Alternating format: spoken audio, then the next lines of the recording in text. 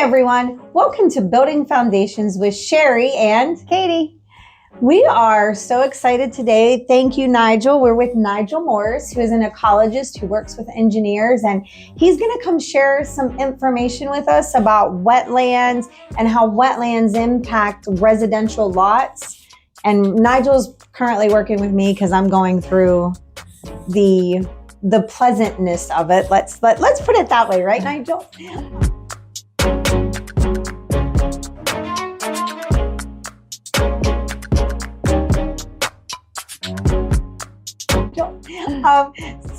We were really excited to be able to bring you all information because wetlands, it's a hot topic now.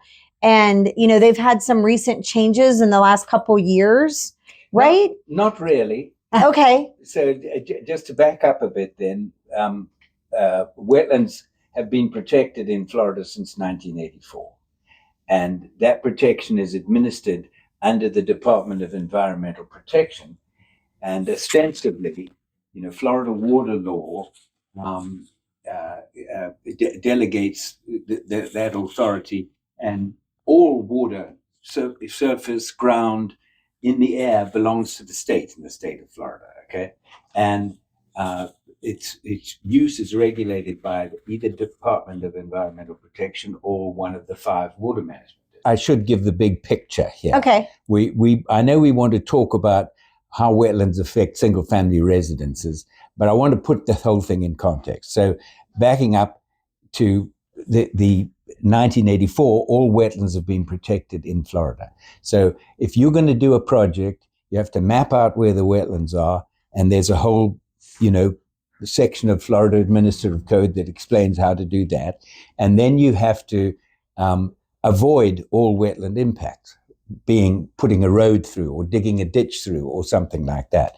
And if you want to develop a citrus grove, for instance, you're going to have to lower the water table. So then you have to make sure by various analyses that you're not going to dry out the wetlands by sucking down the water table underneath them.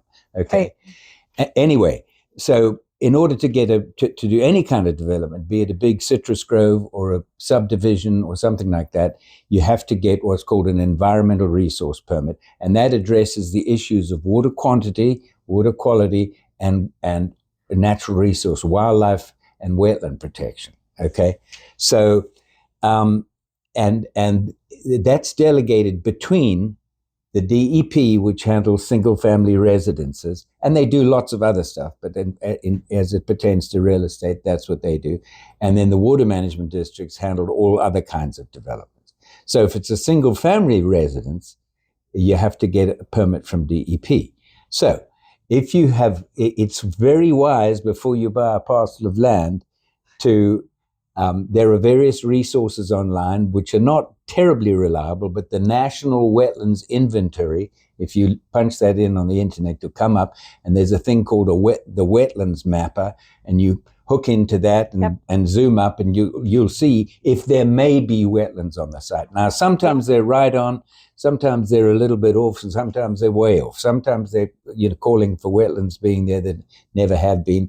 But for the most part, it's just the initial guide, and that's all it's intended to be. So when you apply to the county for your building permit, that's the first thing they do. And if they see wetlands, or last, but go ahead. Yeah. Yes, I don't know why that happened. We're moving it up to first, but now, but anyway.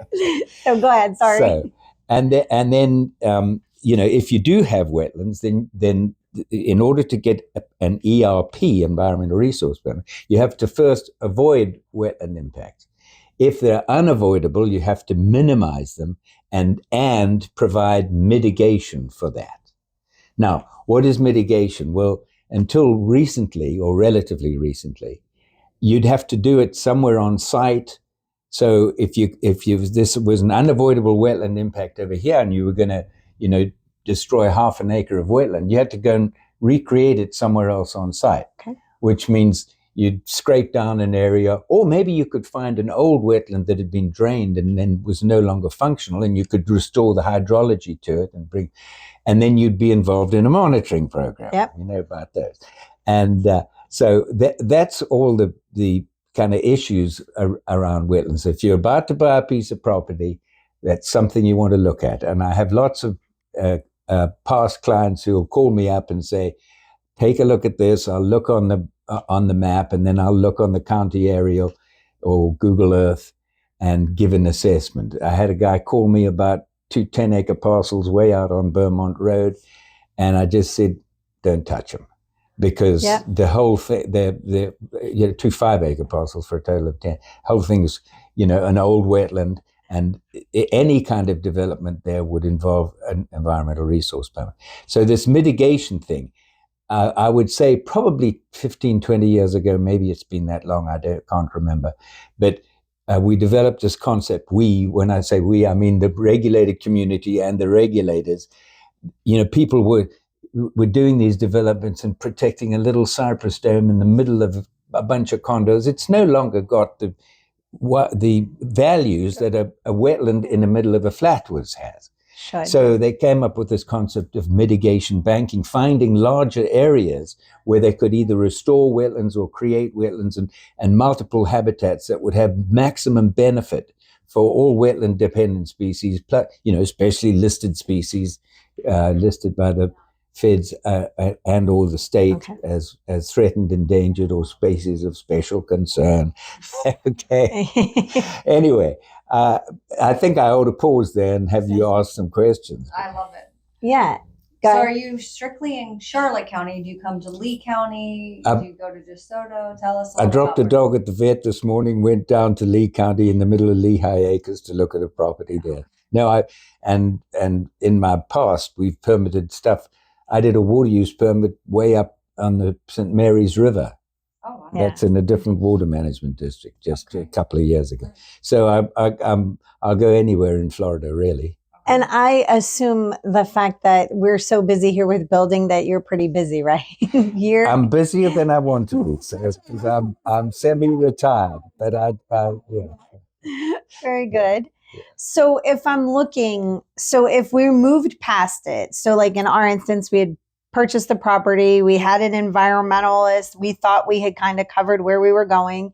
And then the last step of our permitting, we discovered we're in mitigation. Can you explain to everyone, like, now what's the process? Like, I'm living it, and if I could make it smoother for someone, because it's been 2 years for us, or at least the easiest, if it's possible, what should I do from step one?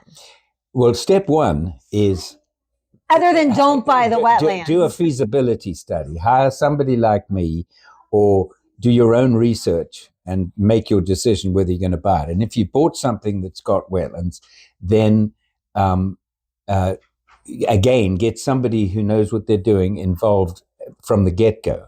Then let's assume that there are some wetlands there, but it looks like you've got some developable land and what have you. Then again, use somebody like me who can come up with a design, okay, and then assist you with applying for a permit to address the unavoidable impacts. Now, there's several steps in that process too.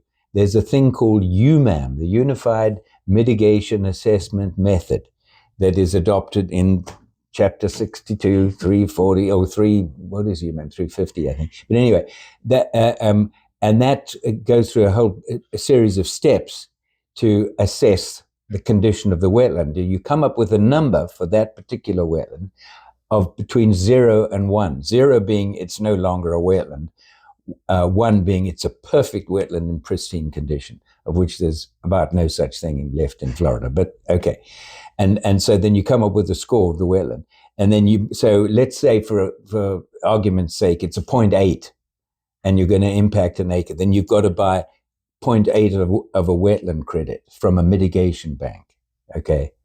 And the prices for those are in the hundreds of thousands per credit. Yeah.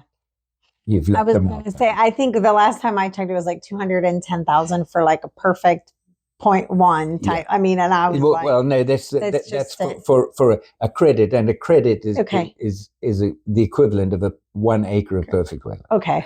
So the mitigation banks are set up, and they go through this a permitting process with the water management districts or the DEP. Those are the agencies that will do them, and and then they have a ledger, and they've got to meet certain, success criteria, and they're monitoring what have you. And as they're going along restoring this area, they get credits released that they can then sell, and they've got to keep a ledger. And so, yeah, I do that too. So I can walk it through the whole thing.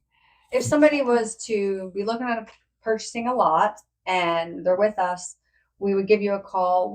Or can we advise them on kind of just the very first step, the first analysis of the property? What's a rough estimate for your services, like a price? Yeah, exactly. It varies tremendously, okay, from person to person. And, I do a lot of freebies. Somebody will give me a call and I'll look on the aerial, like this guy yesterday. I did a little job from a couple of years ago. And, he just sent me a text and said, I'm looking at these. I looked at them, I texted him back and I said, don't worry. Okay. So there's the first thing I do when I get a call is because the people ask me, but for just a preliminary wetland determination, I'm anywhere from $500 to $1,000, depending on the size of the lot and so forth. Yeah. But I like to look at it first on the aerial, see how difficult or otherwise it may be, and then I'll give you a number and do a fixed fee type thing. But and if and I can also give estimates of what it's going to take to permit. I can give you a solid number to get a permit application in the door, but then the process is they have 30 days to review it and ask for additional information. And then you give them that back and they can ask for clarification of that. So the permitting process can take a long time depending on how busy they are and how complicated the project is. But, and that would just be at an hourly rate. I only charge $100 an hour, but people like me charge more than that. So if I were going to be buying a property and it looked like it could be in wetlands, you said, maybe not, and we're going to write a contract and we have to put a due diligence period in, and it could be there, what would be a good set amount of days that you would probably be able to have some determination back? Yeah, a due diligence period of at least a month will give at least 30 days. Okay. Now, what are typical due diligence things in a contract for a buildable lot? It just depends. Varies. Sometimes, because people will call me and say, I'm signing today and I've only got 10 days. And then it's, so I would recommend to you guys to they can always close before the due diligence. Correct. Right. Yeah, that's what, and so, I know. It's 30 days is sufficient for me to turn around. And that's when I know, Katie, when we write our vacant land contracts, we always figure out like if there's going to be a lender, if there's going to be a wetland specialist, and we call them and say, hey, what timeline are you on? We never just throw a date on there. That's the best way to do it. Yeah. So I guess looking in wetlands, being able to do the mitigation type credit, you had mentioned a monitoring system. So when we were told because we've consulted a couple of people that because of the way our property is designated, that they did not know if they would be able to make it wetlands, and if the plants die, then we could be harmed. So could you kind of talk a little bit about that monitoring? So my company, AMS, that I mentioned to you guys earlier, wrote the first one.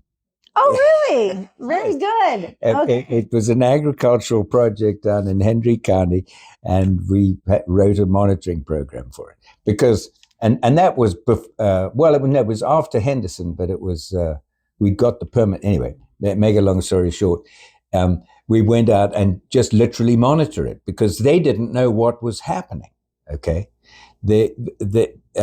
And the results of that were that we've become much more sophisticated in how we design the projects to protect wetlands. Because remember, I explained that, of course, it's not on your tape. That's right.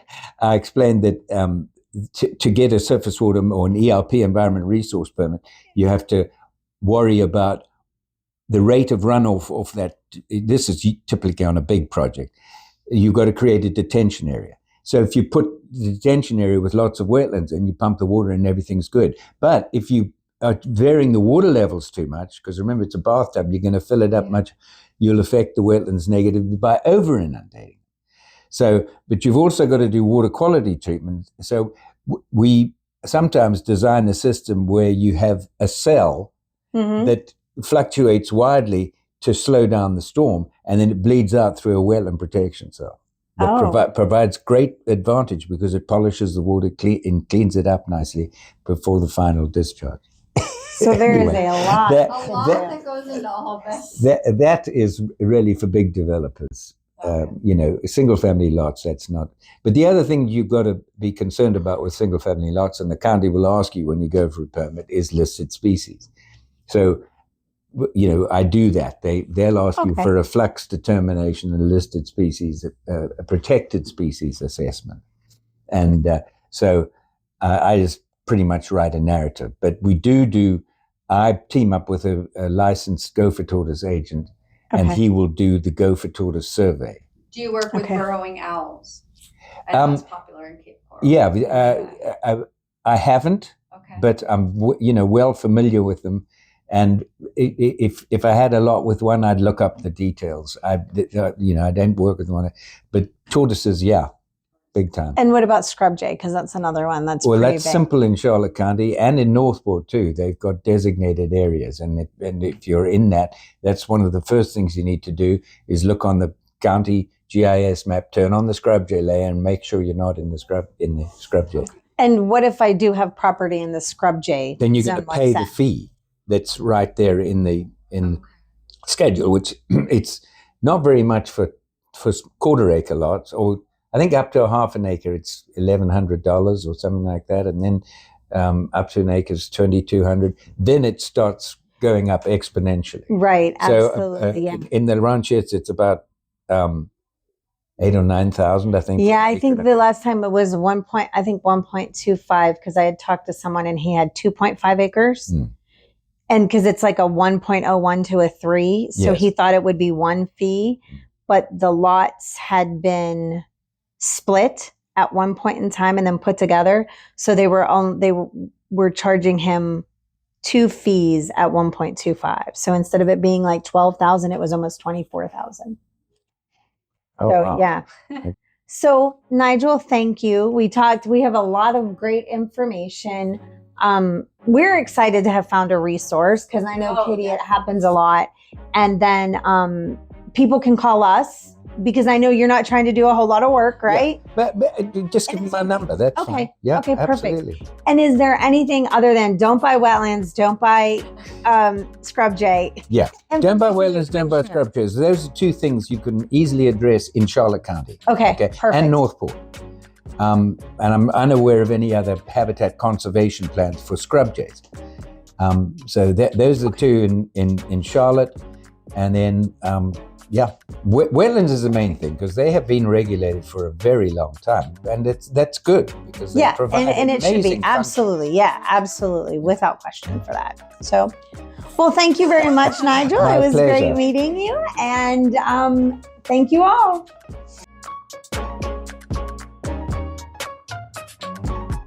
Peace, love, and real estate. There you go.